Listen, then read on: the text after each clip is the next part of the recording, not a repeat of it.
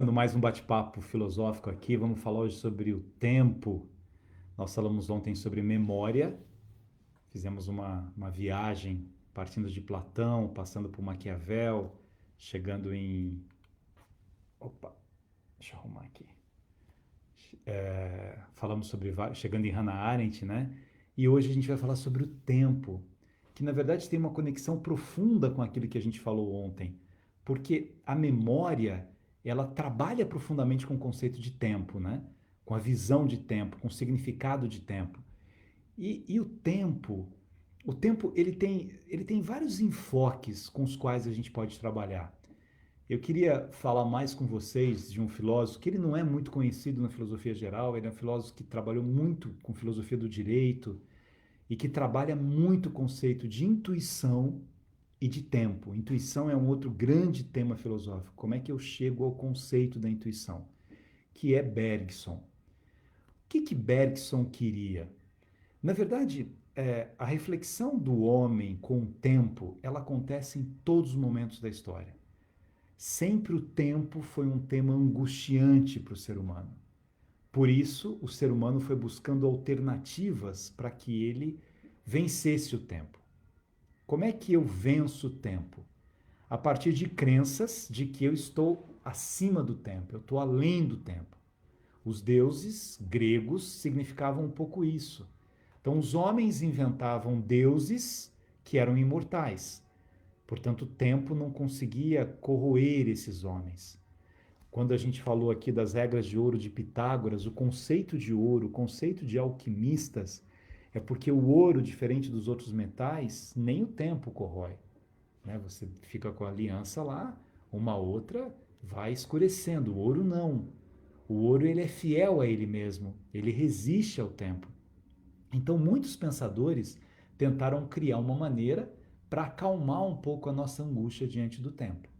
Tinha um sentido o viver no tempo, porque eu chegaria à eternidade.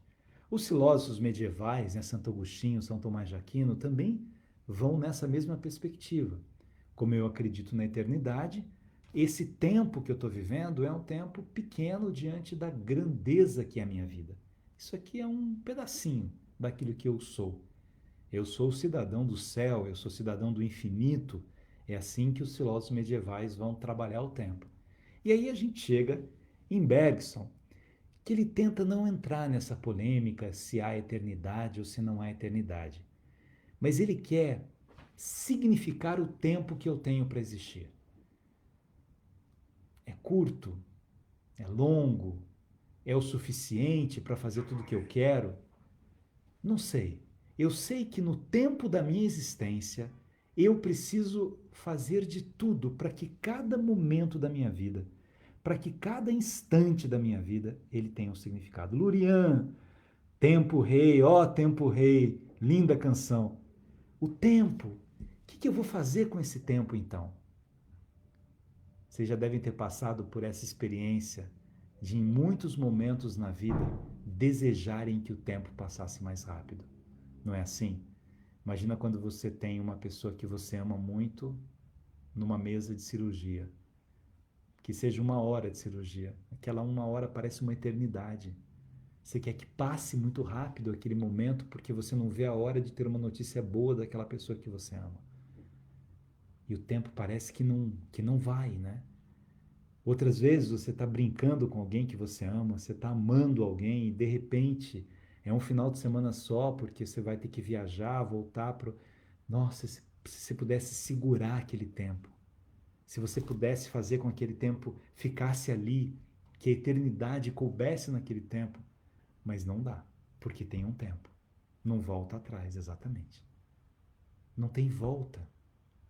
É aquele exemplo que a gente deu quando a gente falou da paixão, da dor, que vem lá de Heráclito de Éfeso, que é um filósofo pré-socrático, que é aquele filósofo que fala sobre o rio. Não se pode banhar duas vezes nas águas do mesmo rio. Aquela água que passou, passou. Não volta mais. Ela teve o seu tempo e ela foi indo para outra margem. Ela não pode parar numa margem nem passar mais rapidamente por outra margem. A Lurian falou do Tempo Rei, tem aquela outra música do Lulu Santos, né? Nada do que foi será de novo do jeito que já foi um dia, tudo passa, tudo sempre passará. Aí vem a maturidade diante do tempo. Como é que eu consigo não brigar com o tempo e compreender o tempo do meu existir, o tempo hoje, com a idade que eu tenho, com as rugas que eu tenho, com os medos que eu tenho, com as loucuras que eu tenho, com as idiosincrasias que eu tenho, com os estranhamentos que eu tenho? É esse o tempo que eu tenho. No espaço que eu também tenho, no espaço do meu existir, no tempo da minha idade. Brigar com a própria idade é uma imaturidade. Brigar com a própria idade é um desconhecimento daquilo que eu não tenho poder de mudar. Eu não tenho poder de mudar. Como é que eu vou brigar com aquilo que eu não tenho poder de mudar? Lembra de Epíteto? Epíteto, que eu falei para vocês lerem, que é um filósofo gostoso de ler. Na Arte de Viver, Epíteto, ele foi um filósofo que foi escravo, depois ele né, ficou liberto e fazia grandes discursos sobre a arte de viver e usava uma palavra bonita, ataraxia, que é conseguir paz consigo mesmo. Para que eu consiga paz comigo mesmo, dizia Epíteto, eu preciso saber o que eu posso mudar e o que eu não posso mudar. Há coisas que eu posso mudar na minha vida e que eu devo mudar, inclusive, na minha vida. E há coisas que eu não tenho poder de mudar, eu não tenho poder de mudar a idade que eu tenho. Então não dá para eu brigar com o tempo. Eu não tenho poder de fazer isso. Eu não tenho poder de mudar o tempo de uma cicatrização. Cada idade tem sua beleza. E é isso, cada idade tem sua, cada momento tem a sua beleza. O que o tempo nos ensina com o envelhecimento? O envelhecer, as pessoas não gostam de usar a palavra envelhecer, mas ela é uma palavra que te traz sabedoria. Eu estou envelhecendo porque eu estou me acumulando de fluxo de vivências, de experiências para ser quem eu sou hoje. Tem uma peça linda quer dizer, todas as peças de Shakespeare são lindas, mas tem uma peça que não é de uma leitura difícil, que chama Rei Lear.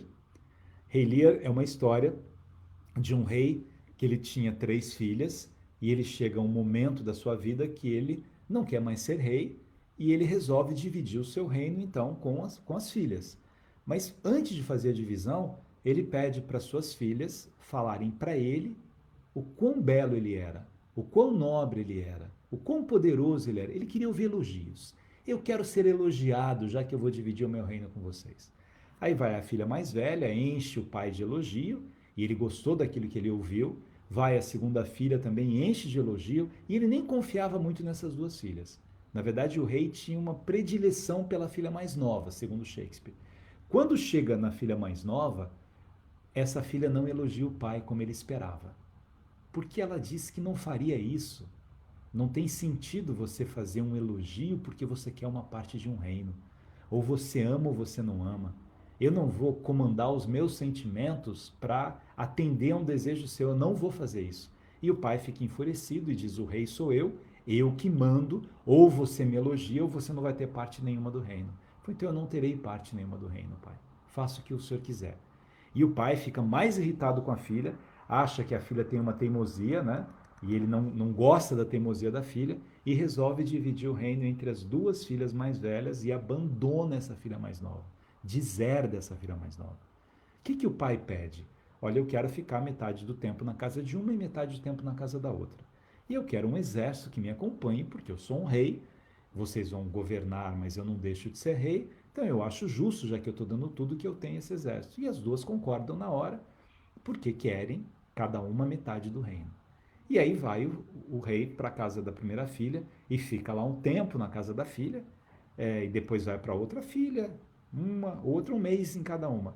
Quando chega uma terceira ou quarta vez que o rei está na casa da primeira filha, uma já havia conversado com a irmã, ela diz assim para o pai, foi assim: pai, o senhor pode vir, mas não com exército, o senhor não precisa de exército.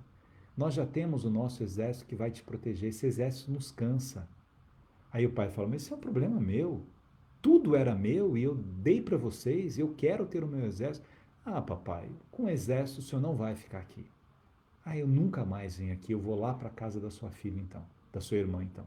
E vai para a casa da irmã, e a irmã reclama da outra: ainda bem que eu tenho você, porque a sua irmã fez isso comigo. ela não permitiu que eu ficasse com o meu exército, eu estou muito infeliz com isso e tal. E aí a irmã fala assim, mas ela tem razão, papai, o senhor não precisa de um exército. Melhor ficar só o senhor. E o rei, numa tristeza imensa, ele se sente desrespeitado, maltratado e resolve sair e ficar em algum lugar com aquele exército. Só que ele não tinha mais dinheiro, ele não tinha mais nada. E o exército vai abandonando o rei. E as filhas não fazem nenhum gesto para que o rei volte. E ele começa a viver na miséria, numa tristeza imensa. Só tinha o bobo da corte que o acompanhava. O papel do bobo da corte, o papel do bobo na história, né, da dramaturgia shakespeariana e daquele tempo, é que diz as verdades, né? Na brincadeira ele diz as verdades. E numa brincadeira com o rei, ele fala assim: que pena que você ficou velho sem ficar sábio. Que pena que você ficou velho sem ficar sábio. E a filha deserdada, que havia se casado com o rei de França, que não queria nada daquele reino mais, fica sabendo e volta para cuidar do pai. Eu não vou contar o final da história.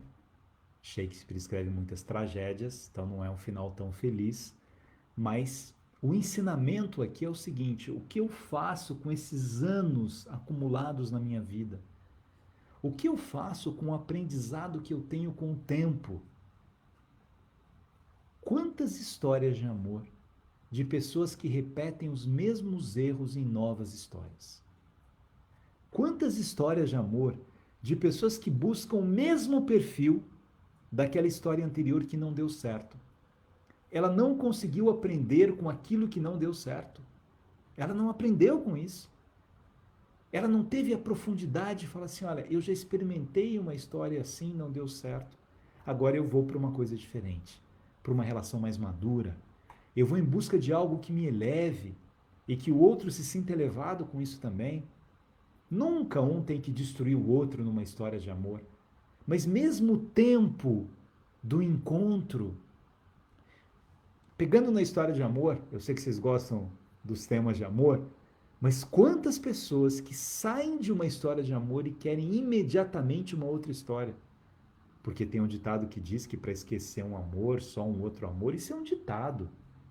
Se foi uma grande história de amor, você precisa de um tempo. O luto do amor. Um tempo para você reconstruir aquela parte que ficou em frangalhos que é sua.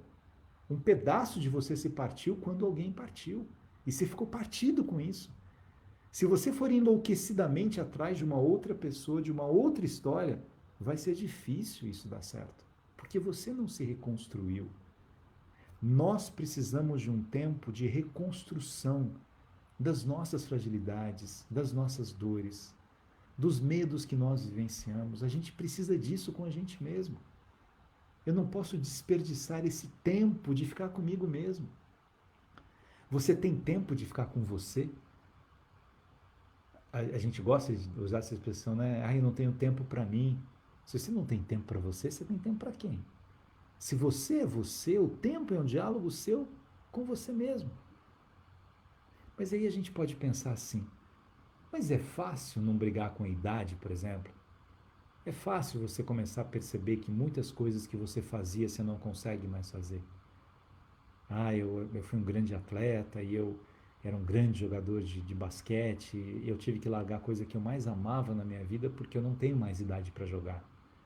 Né? Eu jogava tênis, agora eu não tenho mais condições, ou eu fazia isso, eu não tenho... É, talvez muita coisa que você fazia você não vai conseguir fazer. Talvez o seu andar, aos poucos, ele terá que ser mais vagaroso. Por que ele terá que ser mais vagaroso? Porque você está mais vagaroso no andar. Mas o que você ganhou ao perder um pouco a agilidade desses movimentos? O que começou a fazer parte de você, que é uma palavra que Bergson gostava de usar também, a partir desse fluxo de vivências? Você tem um fluxo de vivências. É difícil envelhecer? É difícil. É fácil ter a maturidade de alguém que olha para a idade que tem e agradece? Não, não é fácil. Não é fácil você acordar cada dia com dor em um lugar, não é? Ai, nossa, agora eu fui levantar uma coisa ali, tô com uma dor enorme. Eu fui fazer isso, assim, as costas dói aqui, dói ali, dói e tal. Mas e aí? Eu vou brigar com isso? Como é que eu vou brigar com isso? Até os exageros daquilo que a gente faz, né? As pessoas querem mudar o nariz, mudar o pescoço, mudar o olho, mudar. Não tem problema, né? Enfim, quem. Não tô criticando aqui quem faz botox ou cirurgia plástica, ou, enfim, cada um sabe de si mesmo, mas isso é um pedacinho da gente que a gente até pode, né, tomar mais cuidado com as coisas, melhorar alguma coisa, mas tudo que é exagerado na briga com o tempo é ruim. Eu não posso aos 50 ter a mentalidade que eu tinha aos 15. Não posso. Eu não posso aos 50 querer fazer as coisas que eu fazia aos 20 anos, porque é um outro tempo. E talvez eu fizesse coisas muito incorretas quando era mais jovem também. Eu, há não muito tempo, fui num lugar que a gente mergulhava lá em Cachoeira Paulista, né? Próximo de Cachoeira, chamado Parque Mundo Novo. E eu fiquei louco com a minha loucura de mergulhar daquela altura, das coisas que eu fazia, porque o adolescente, o jovem, ele às vezes tem uma inconsequência com relação à vida e à morte, porque ele não acha que vai acontecer com ele. O tempo me ensina, fala assim, não, peraí, né? Eu amadureci, eu tenho uma outra, eu não vou fazer isso agora. Naquela época, as pessoas nos desafiavam para ver se a gente, né, fazia isso ou não. Agora, eu não posso fazer isso. Eu aprendi alguma coisa com a vida. Eu aprendi alguma coisa com as escolhas erradas que eu tive na minha própria vida. Eu escolhi erroneamente. E isso é uma visão, né, importante da dimensão existencialista. O existencialismo diz assim para você: você é o responsável pelas suas escolhas. E você precisa aprender com seus erros para que você acerte depois. Senão você nunca vai acertar. Você vai incorrer nos mesmos erros e assim por diante, porque você não olha na perspectiva do tempo e diz assim: olha, mas eu já errei aqui. De novo eu vou fazer isso. Eu já gastei mais do que eu ganhava. E aí eu fiquei endividado. Aí eu tive que fazer um empréstimo. Aí eu não conseguia pagar um empréstimo. Eu tive que vender uma. Agora está tudo em ordem. Já voltou a ficar endividado de novo. Você não aprendeu nada com o tempo, com a maturidade que o tempo proporciona para você. Ai, não consigo, me dar 5 minutos, né? Eu acabo decidindo isso. Não, isso não é uma decisão, isso é um impulso. O tempo precisa me ajudar, inclusive, a fazer com que a minha razão, com que o meu raciocínio me ajude a falar para os meus impulsos. Não, não é por aí. Eu vou trabalhar um pouco com esse desejo meu. Se eu não tenho dinheiro para comprar, isso eu não vou comprar. Eu vou comprar o que eu tenho dinheiro para comprar, o que eu tenho condições de fazer. Ai, adoraria morar numa casa com piscina. Tudo bem, mas eu não tenho dinheiro para morar. É só fazer um empréstimo. Não faça isso. Aprenda com a experiência dos outros e com as suas experiências também. Aprenda com aquilo que a vida proporciona para você. O tempo, a beleza do tempo, a riqueza do tempo. Escolhi uns poemas aqui para vocês. Vamos ver se vocês gostam. Olha que bonito esse poema do Mário Quintana. Peraí. Ih, cadê meu óculos? Vamos lá. Chama O Tempo, Mário Quintana. A vida é o dever que nós trouxemos para fazer em casa. Quando se vê, já são 6 horas. Quando se vê, já é sexta-feira. Quando se vê, já é Natal. Quando se vê, já terminou o ano. Quando se vê, perdemos o amor da nossa vida. Quando se vê, passaram 50 anos. Agora é tarde demais para ser reprovado. Se me fosse dado um dia, uma oportunidade, eu nem olhava o relógio. Seguiria sempre em frente, iria jogando pelo caminho a casca dourada e inútil das horas.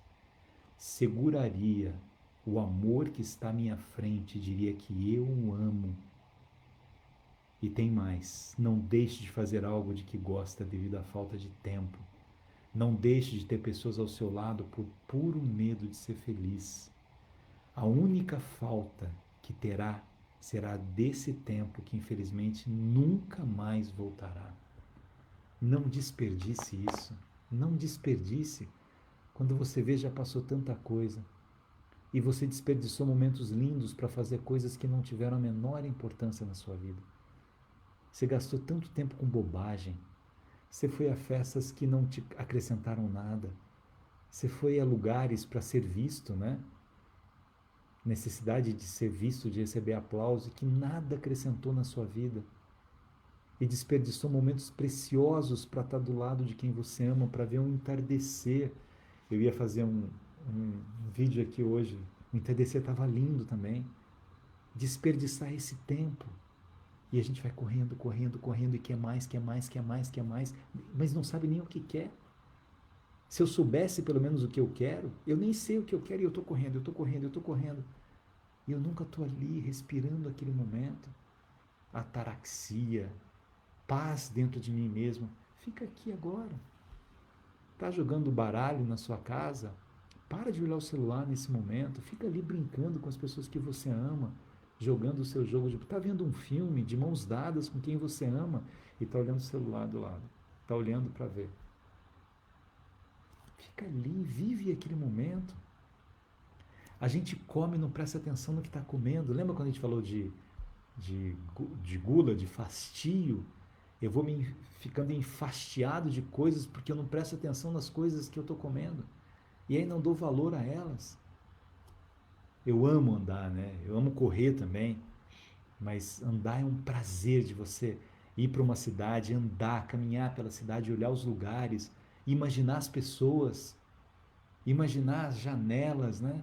Eu acho tão interessante quando você está no metrô e aí você fica imaginando a pessoa que está do outro lado, como é que é a vida, a história dela. Eu às vezes pego, né?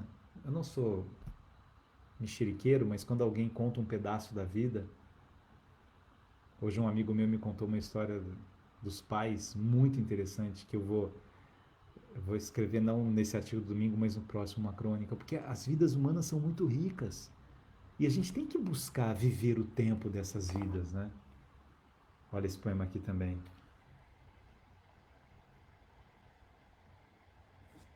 Manuel de Barros, que é outro poeta incrível.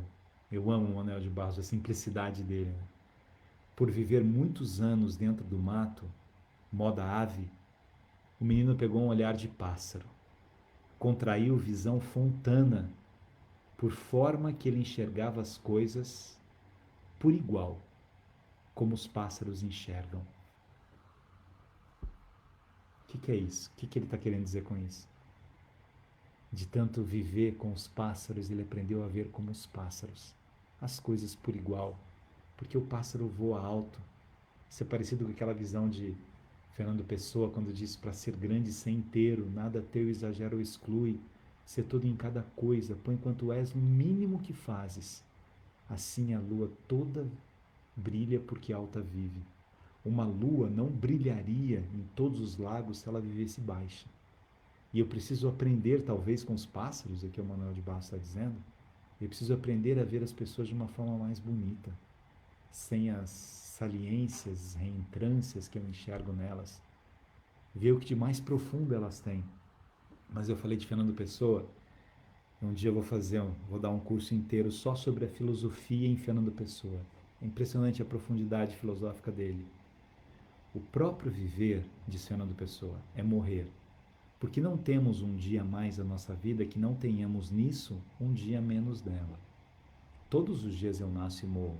A gente já falou aquele outro poema da Cecília Meirelles que é parecido, né? Tem medo de morrer, morre todos os dias, morre no amor, no desejo, vive todos os dias.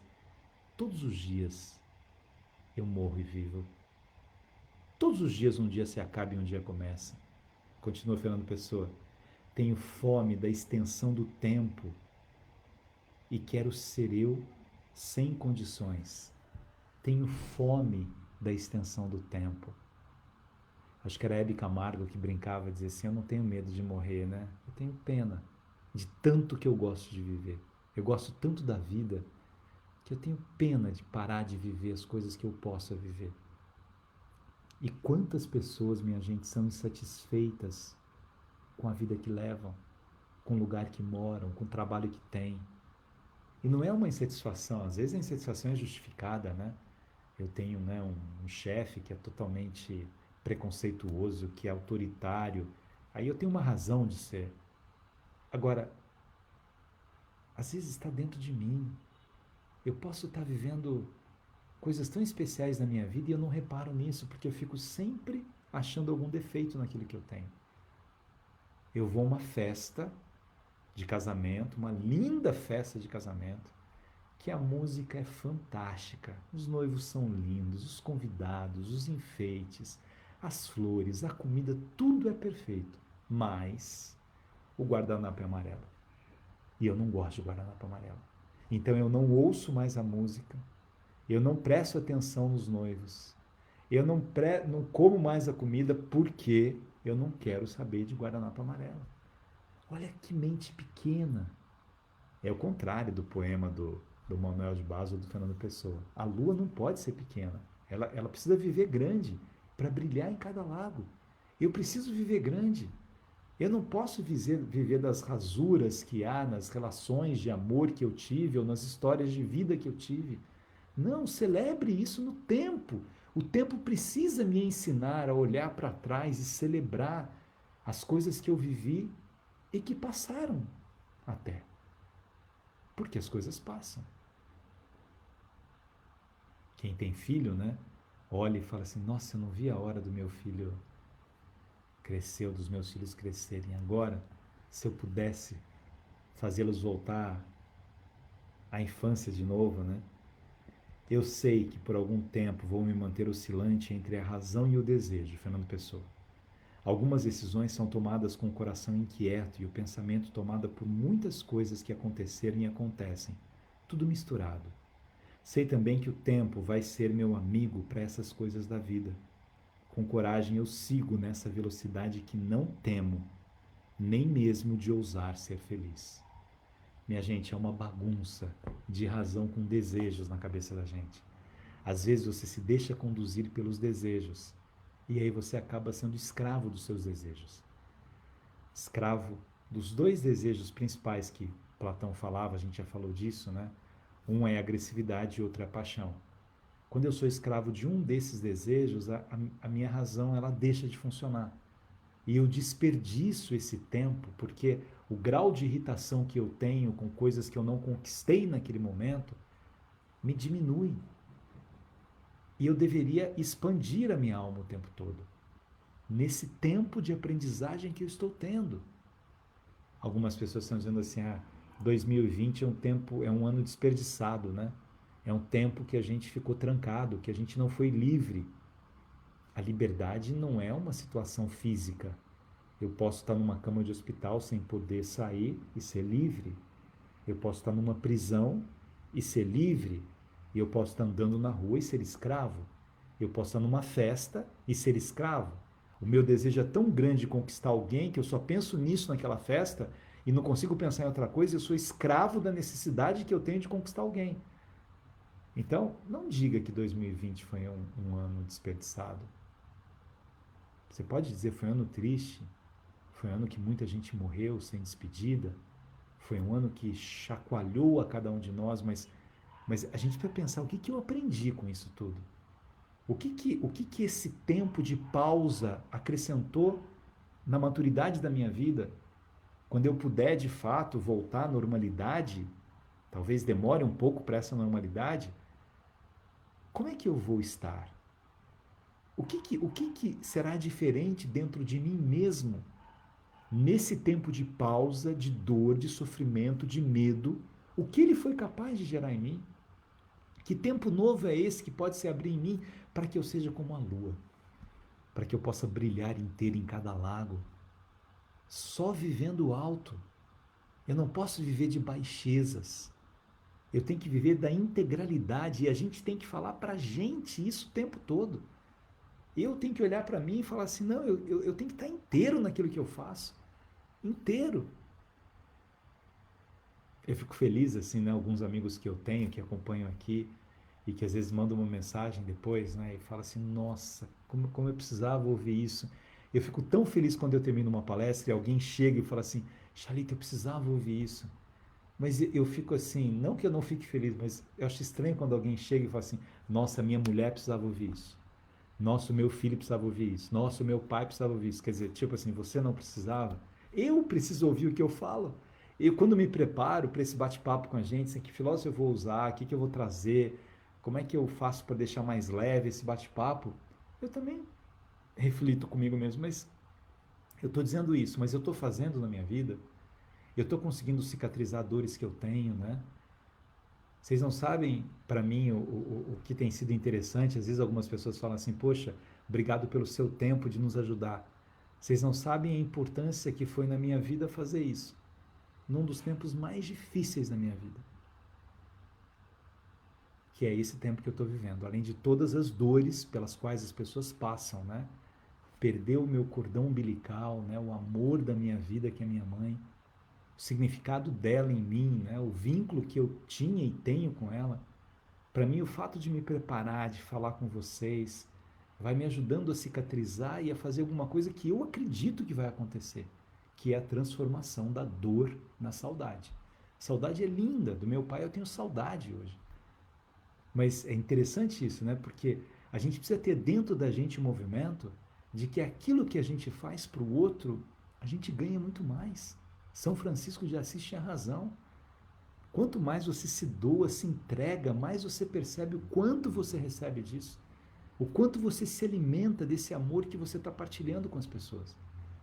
Eu comecei a live, minha mãe estava doente, lembra? Alguns dias eu não pude fazer porque eu estava no hospital. Eu dizia, hoje eu não vou fazer, vou passar o dia com ela no hospital. E aí voltava e algumas vezes meu irmão ligava para ela ouvir no hospital, para ela me ver no hospital. Aí terminava e ia lá, e aí mãe? Às vezes ela sorria que ela entendeu, às vezes ela dizia que não entendeu. Mas assim, vocês também fizeram companhia num momento doloroso da minha vida. Agora, eu não tenho o poder de segurar o tempo em que eu pude ter um colo de mãe. Eu não tenho esse poder. Eu lembro que uma mulher com quem eu trabalhei, né, quando eu dirigi o Peridomos, que era a dona, e ela dizia assim, eu só tenho uma inveja na vida, Chalita, de quem tem mãe. Porque a saudade que eu tenho da minha mãe, né? E é tão lindo o jeito que você trata a sua mãe, isso faz tanto tempo. E ela falou, não pude segurar a minha mãe para mim. Eu não pude segurar, né? E a gente não segura as pessoas que a gente ama. Por isso a gente tem que usar o tempo que a gente tem para amar plenamente quem a gente ama, sem economias, sem deixar para amanhã o eu te amo que você pode dizer hoje, no tempo de hoje. Vamos terminar? Qual é o tema de amanhã mesmo? Amanhã nós vamos falar sobre. Eu anotei aqui, alguém pediu para falar sobre suicídio, eu coloquei aqui. Amanhã a gente vai falar sobre competição e cooperação. Olha, vamos falar de uma coisa bem educacional. Como é que nas escolas, nas organizações, a gente trabalha com competição e cooperação. É isso aí. Obrigado pela companhia de vocês, é uma delícia saber que vocês estão aí. Tempo da maturidade. Hoje eu não mandei beijo para as pessoas aqui. Fernanda, obrigado. Benedita, Eleodora, Aninha, obrigado. Sara, a Márcia em Economia, Socorro, Cássia, Débora, Valéria Gomes, obrigado pelo carinho. Ângela Teixeira, Marileide, eu quebrei o pé, 90 dias acamada, me sinto liberta fazendo esse curso em minha mente, passeia por tantos temas interessantes. Olha que legal! Não legal ter quebrado o pé, mas legal eu poder fazer companhia para você nesse momento. É isso. Até quem quebra o pé tem o tempo, né, da cicatrização, o tempo do pé tá bom. Você não pode falar pro seu pé, fique bom agora. Tem um tempo para isso. Manda um beijo para mim. Quem foi? Sofia Maria, é isso? Fátima, obrigado pelo carinho. É isso aí, muita gente legal. Miriam Santos, obrigada.